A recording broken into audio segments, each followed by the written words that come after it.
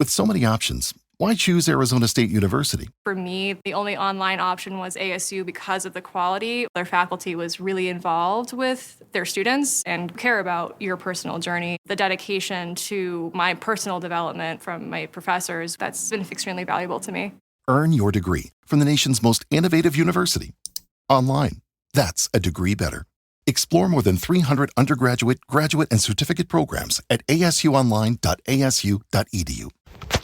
C'est jour de match pour le bleu, blanc, noir New York City qui est de passage dans la métropole ce soir pour y affronter le CF Montréal qui est toujours, au moment où on se parle, 28 juin, CF Montréal qui est toujours à la recherche de sa première victoire en sol montréalais. Elle sera importante, elle fera du bien. Je pense que tout le monde a hâte.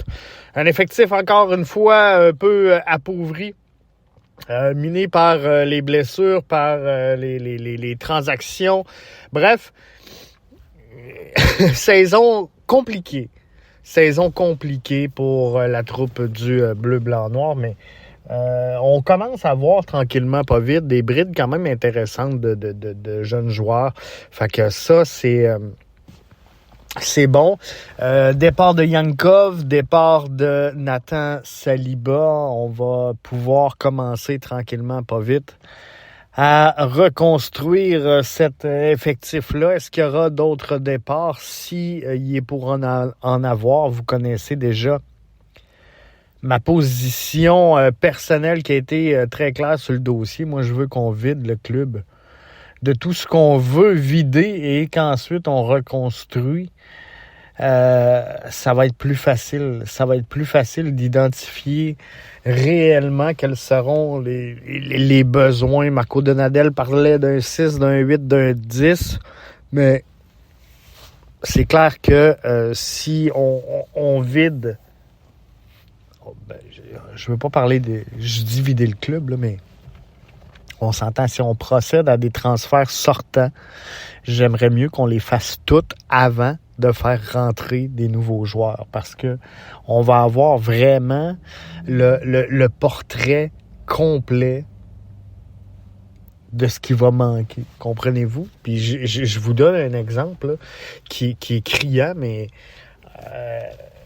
qui arrivera jamais, là, mais je vous donne un exemple. Demain matin, on signe un joueur pour remplacer Yankov, signe un joueur pour remplacer Nathan Saliba, et la semaine prochaine, on vend ou on transfère à l'extérieur Vrioni et Ozu.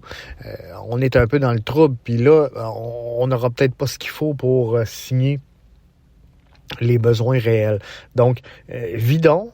Si il y a d'autres départs qui sont dans les plans, moi, je veux qu'on complète ces départs-là. Puis je comprends que des fois, il y a des fenêtres d'opportunité qui s'ouvrent, que tu peux pas passer à côté.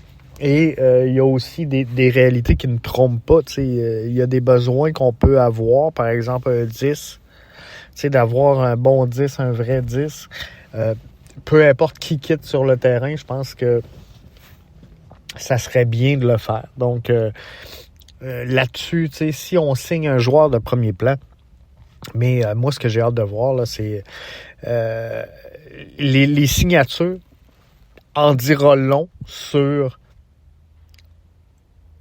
je veux pas parler de virage, mais sur la transition que le CF Montréal veut faire en vue de 2026.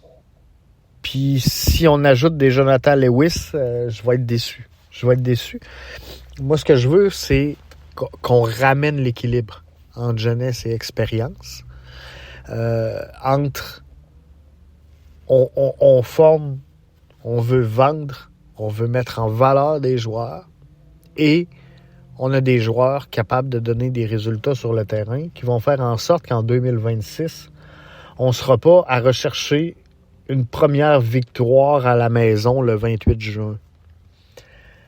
Et pour ça, il est important, ce mix-là, comme je vous disais, entre la jeunesse et l'expérience.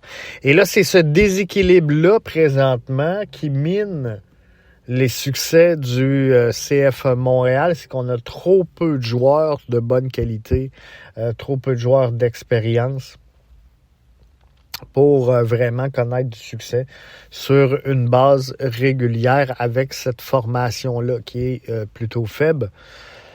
On ne se le cachera pas. Donc, il faut améliorer ça. On va laisser les gens en place progresser et ensuite on pourra juger. Je sais que plusieurs critiquent le travail qui se fait présentement chez le CF Montréal. Je pense qu'il est un peu tôt, soyons francs, pour critiquer ouvertement le résultat du travail de la nouvelle équipe sportive du CF Montréal. Je pense que 2026 va pouvoir nous donner une meilleure idée de la qualité des transactions qu'on a effectuées chez le Bleu, Blanc, Noir. Donc là, ça pourrait être beaucoup plus intéressant. Donc, on va regarder tout ça.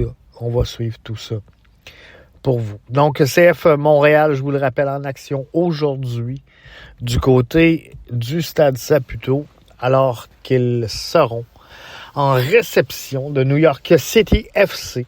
Je vous souhaite de passer un excellent match.